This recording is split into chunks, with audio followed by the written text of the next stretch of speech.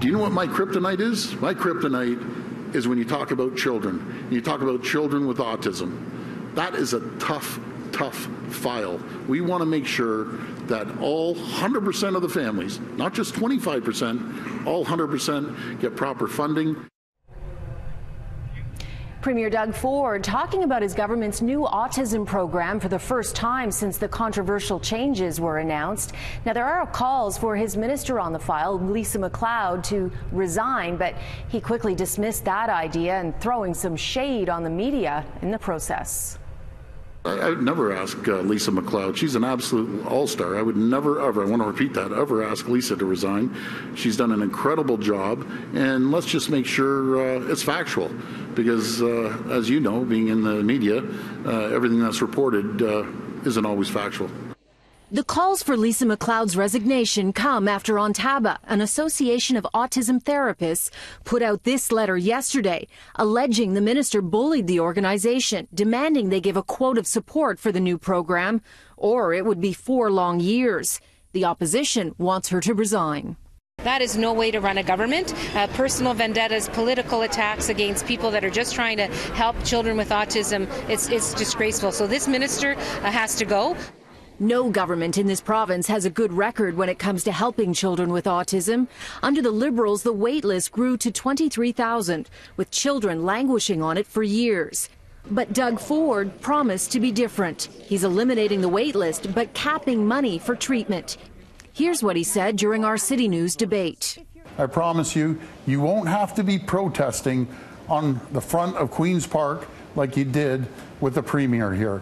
You remember that? I do remember that. My heart breaks. It really does for these families. They have my cell number. I've been on the phone all day, all night, talking to these families, a half an hour at a time.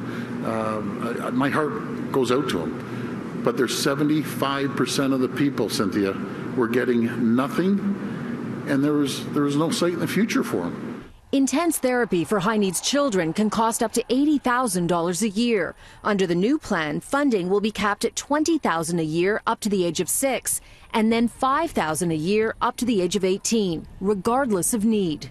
Do you think this plan could be improved upon, though? It's a one-size-fits-all. So you have children at the highest end of the spectrum who need the most help getting the exact same amount of funding as children who are on the lower end of the spectrum. Well, I think we have a pretty good plan, a very good plan, actually. Our goal, Cynthia, is to make sure we get everyone off the wait list first, all 23,000 people. And that's our goal. And we just spoke with Ontaba, that's the organization accusing the minister of bullying them. Dr. Kendra Thompson said they've been very disappointed with the tone of the meetings. We understand that the minister has a big job to do, and all we are asking for is meaningful collaboration with stakeholders such as Ontaba that have a membership with experts.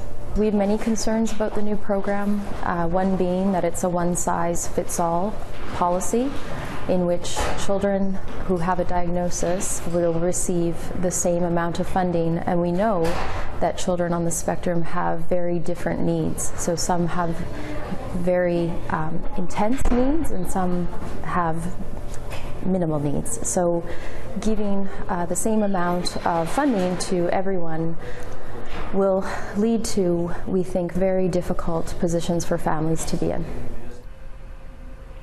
Now, the group says they are hopeful changes will be made. And when pressed further, when Doug Ford was asked if he would increase the $321 million budget for autism therapy, he said, let's just get through this year. Parents will be holding a number of protests tomorrow.